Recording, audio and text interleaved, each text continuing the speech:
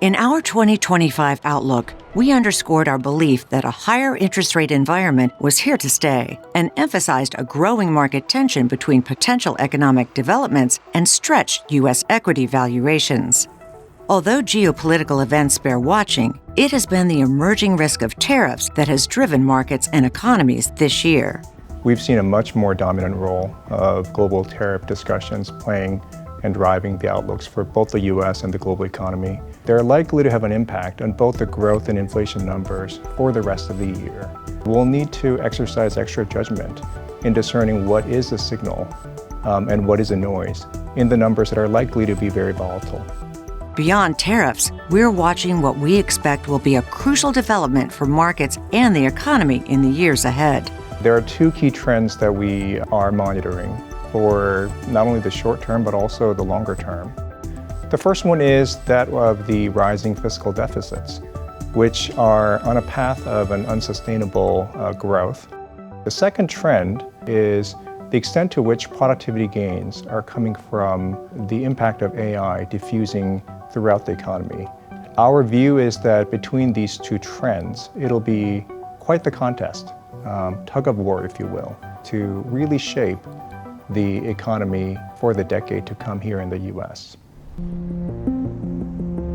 In Europe, a commitment for increased spending, specifically for defense, has boosted immediate economic prospects and could even have long-lasting effects.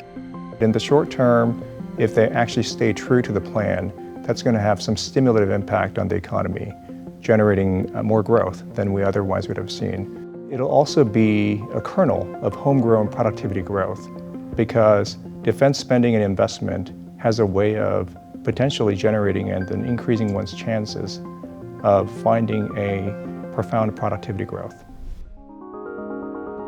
We've said for some time that a higher interest rate environment than we experienced before the pandemic has arrived. That should change how investors think about bond returns. Instead of expecting their bond holdings to appreciate aggressively in value, thanks to declining interest rates, they might want to embrace a different mentality, a different expectation, to earn most of the return from receiving interest and reinvesting that interest income at higher rates. We continue to emphasize caution related to U.S. equity prices.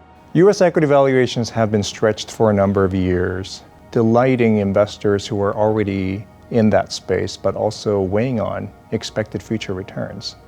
Because when the prices are high, generally speaking, that means lower returns going forward.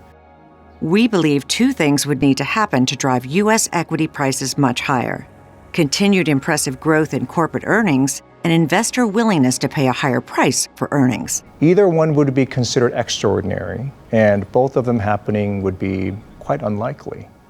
Putting all this together, we see a real value in diversifying beyond U.S. tech-heavy equity, blending this portfolio with stocks that are more priced for resilience.